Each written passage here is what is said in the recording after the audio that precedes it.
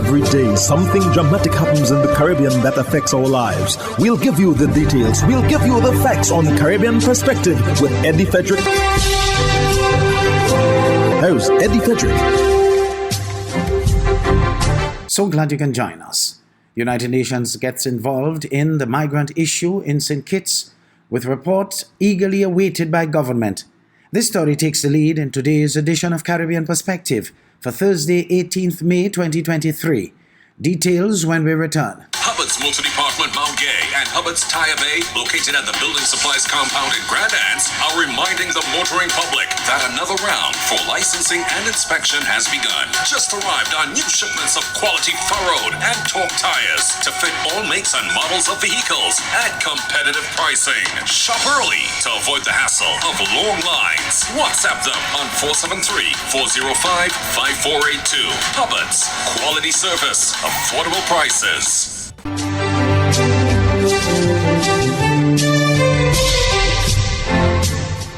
Welcome back. The United Nations representative is now carrying out an assessment of the Cameroonian victims who were rescued just off the southeast coast of St. Kitts after their vessel capsized. Since then, the Cameroonians, plus one Antiguan and one person from the Dominican Republic, are being cared for humanely, said Prime Minister Dr. Terence Drew, who is also the Minister of National Security. Glenn Bart of SKN Newsline reports. A United Nations representative is now carrying out an assessment of the Cameroonian victims who were rescued just off the southeast coast of St. Kitts after the vessel in which they were traveling capsized. Since then, the Cameroonians, plus one Antiguan and one person from the Dominican Republic, are being cared for humanely, said Prime Minister Dr. Terence Drew, who is also the Minister of National Security. Prime Minister Drew told news media at his recent roundtable that the government will act appropriately once the UN report is presented. He did confirm, however, that many of the rescued are well-educated people. He briefly indicated that those involved in human trafficking will be charged and referred also to the 3 deceased victims of the tragedy. If I can recall, I think that the Antiguan, at least, that they who pursued it are charged. The United Nations is now involved, and they're going to start their own assessment. I think it's today or tomorrow. And from their assessment, they're going to give us a report. And then based on the report, we will take our final action. So you can touch base with our national security, our PS, and get details on that, but that is where we're at. Or you can even touch the UN, touch base with the UN representative who is here, and they will also be able to confirm that as well. So the UN has become involved to help us to deal with this matter. But I can tell you that they're well-educated people from my own assessment, but I'll get the official assessment from the UN. There are three bodies here of those who died. I have said to them, if nobody claimed the bodies, and we'll ask the UN to help us to see if there are family members in the United States who can claim the bodies, we will find out what their religion is. If they are Muslims, we'll get a Muslim imam to come in and bury them. If they are Christians, then we are a Christian society. We'll get a pastor to bury them. But we'll make sure that they're buried with the greatest of respect and in accordance with the religion that they practice. So we are going to pursue that as well. So when the UN give us the assessment, we'll know who they are, the religion they practice, and give them a burial befitting of a human being. We are civilized people, and irrespective of all these human trafficking issues, we will act like civilized people. The Cameroonians left Antigua, where they had been stranded for some time, en route to the U.S. Virgin Islands when the boat capsized off the southeast coast of St. Kitts. Glenn Bart reporting for SKN Newsline. The Ministry of Health in Trinidad and Tobago is expected to receive over $692 million in supplemental funds when the Finance, Supplementation and Variation of Appropriation Financial Year 2023 Bill 2023 is passed in the Senate. The Health Ministry will receive the largest allocation of supplemental funds. TTT's Kimberly D'Souza tells us more. Acting Prime Minister Colm Imbert said over $497 million of the total $692 million in supplemental funds allocated to the Ministry of Health is for recurrent expenditure. During debate on the Finance, Supplementation and Variation of Appropriation Financial Year 2023 Bill 2023 in the Senate, Minister Imbert revealed that $321 million will be used towards outstanding payments at the 4 regional health authorities. part of the funding is to make a payment for the new administration building. You can see it around the Savannah, almost complete. And then there's outstanding payments due to UDCOT for building repairs at the Couva Hospital. And 71 million is required to pay outstanding bills for Global Medical Response, that's the ambulance service. The Ministry of Health is one of 22 heads of expenditure for supplementary appropriation and comprises recurrent expenditure amounting to $3 billion. Other heads include the Ministry of Energy and Energy Industries, which is allocated $600 million, and the Ministry of National Security, which is expected to receive over $128 million. Minister Imbert said the supplemental funds is to address urgent and critical recurrent and capital needs until the end of September 2023. But Opposition Senator Jaylene John expressed concern that the allocations do not include new opportunities, especially as it relates to national security and the issue of crime. One of the critical or the most urgent issue facing us is really crime. We are overrun by crime. And if it is, we are not seeking to urgently create opportunities for those who are so inclined, we are going to continue to be overrun, to be invaded. Independent Senator Sharice Prasad said the government must chart a way forward, as other countries have done, as all of our services require repair. For example, she said there needs to be a re-engineering of utilities, including water and health. The Ministry of Rural Development and Local Government's allocation was decreased by $100 million. Minister Imbert said the source for supplementary funds will come from the consolidated funds and loan financing if required. The total amount to be supplemented is $3.9 billion. The finance bill was passed without amendment. Kimberly D'Souza, TTT News.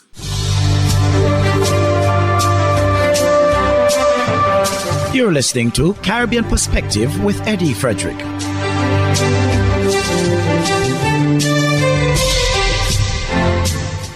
Big-ticket items for the United Nations Secretary-General Antonio Guterres on his two-day working visit to Jamaica included climate change, resilience, and help for Haiti. Prime Minister Andrew Holness says the UN chief also lauded Jamaica's fiscal efforts, which have yielded much growth. Nika Lewis of CVM Live reports. Haiti's political and economic instability featured highly on the list of topics discussed in the bilateral talks between Prime Minister Andrew Holness and the UN chief Antonio Guterres. Holness again appealing for intervention for security in the former French colony rife with protests and violence. We lamented that there has not been more action to address the situation in Haiti.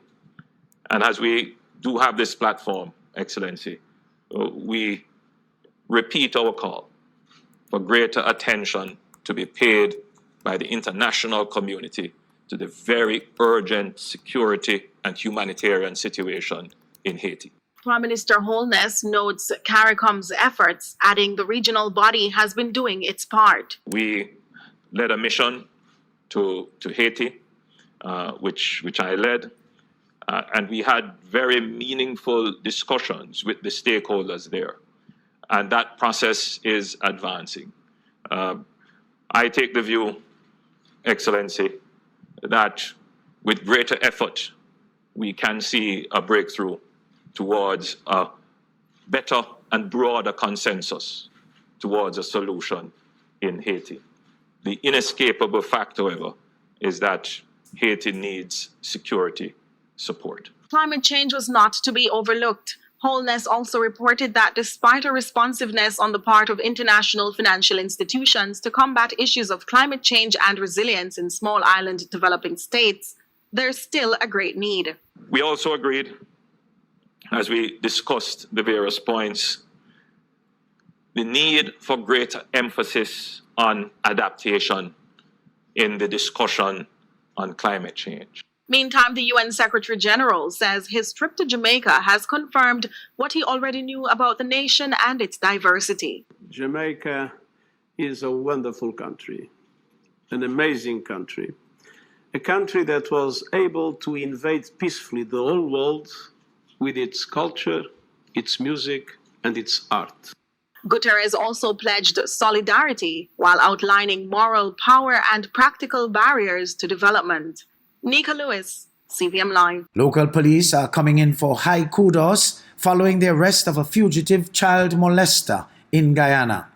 Find out more in this HGP's Travis Chase report. Bobby Allen Stark, an American man who is wanted for sexually assaulting a child in the state of Colorado, was nabbed on Friday on the east bank of Demerara and extradited to the United States on Sunday morning. All this happened, and the local police have said absolutely nothing about the arrest of Stark and when the fugitive arrived in Guyana.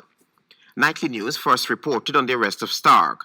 We were told that Stark arrived in Guyana 2 weeks ago to meet a young lady he had met online. Police acting on intelligence were told that Stark and the young lady were about to meet in the parking lot of an East Bank Demerara location. Police then surrounded the location and arrested him. 2 days after his arrest, Stark, after waiving his rights to extradition, was handed over to the United States federal agents at the Chedijagan International Airport, where his deportation began. On Monday, March 6, 2023, Crime Stoppers in Colorado reported that Stark missed court for a jury trial on October 22. Stark was arrested April 30, 2022, in connection with the charge of sexual assault on a child by one in a position of trust. He posted a US $25,000 bond on May 2 and failed to appear for a scheduled jury trial in El Paso County in October, court records show. KKTV reported that the incidents of alleged sexual assault occurred from January 16, 2019 to February 23, 2022. Stark pleaded not guilty to the charges on June 3, 2022. Travis Chase, HGP Nightly News. Fern Carey of ZNS News tells us that Justice Cheryl Grant Thompson delivered a ruling on Monday denying motions submitted by the legal team of Adrian Gibson to stay the case and to have a witness testify in person. During Monday's proceedings, Justice Cheryl Grant Thompson dismissed the constitutional application of former executive chairman of the Water and Sewage Corporation and Long Island MP Adrian Gibson. Gibson's attorney, Muriel DeSille Casey, had hoped that the judge would stay the proceedings and declare that his client's right to a fair trial within a reasonable time by an independent and impartial court had been violated. He also anticipated that Judge Grant Thompson would find that the Long Island's MP's right to adequate time and facilities to prepare his defense had been breached due to the lack of full disclosure by the Crown. DeSille also wanted the court to declare that the Long Island MP was severely prejudiced in his defense by the Crown's application for their star witness and Gibson's ex-fiancée, Alexandria Mackey, to testify by video link. However, the judge found that the constitutional relief is a remedy of last resort and should only be invoked where there is no other remedy available. She also ruled that Gibson and his other 5 co-defendants can have a fair trial and that the case will not be stopped. Justice Grant Thompson also said that the issue of disclosure and adducing evidence by video link can be dealt with by other means, noting that the application borders dangerously close to an abuse of the court's process. She also ruled that the main prosecution witness can give evidence by video link, and she dismissed a constitutional motion and refused all the declarations sought. Now, that decision did not sit well with DeSille, and he informed the court that he will be appealing the ruling, which he said will essentially act as a stay of the proceedings. Gibson is facing a laundry list of charges in the case, stemming from the awarding of contracts while he served as the Water and Sewage Corporation's executive chairman. Prosecutors are alleging that he gained a financial advantage of more than $1 million from granting those contracts. For the Bahamas Tonight, I'm Fern Carey. Gone are the days when children were raised by the community. So says Trinidad and Tobago Police Service Media Ambassador Sergeant Ansel Ford. Speaking in the TV6 Morning Edition on Tuesday, he urged parents to step up and assume control. This report from TV6's Nicole M. Romani. Adults consuming alcohol, smoking, and liming with children can send mixed signals, according to Sergeant Ford, who adds that if you've been caught in this cycle, there's no time like the present to fix it. I can be my child's, let us say, friend. Yes. To have that close relationship But at the same time, there are limits, there are boundaries which must distinguish who is the parent and who is the child, right? And rightfully, if it is that parent, child sits, drinks, smokes, then you can really and truly correct me because you're encouraging me in doing the wrong thing. He says if parents notice that their child is attracted to the criminal lifestyle, they have a duty to intervene. Now, if it is that you all are aware of a young member of the family, be it son or daughter, who is involved in illegal activity or who has been drawn to gang activity, all right? If it is that you don't take charge and get the necessary help, be it from the police, right? Be it from, let us say, the church within your community, right? The school, sensitize the school, to work with the school to try and, help that child. Then you are not doing your part even within the family.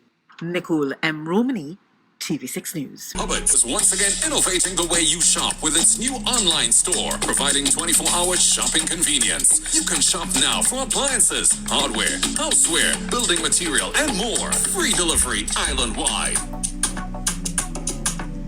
Start shopping now at hubbardshardware.gd. Safe, convenient, reliable.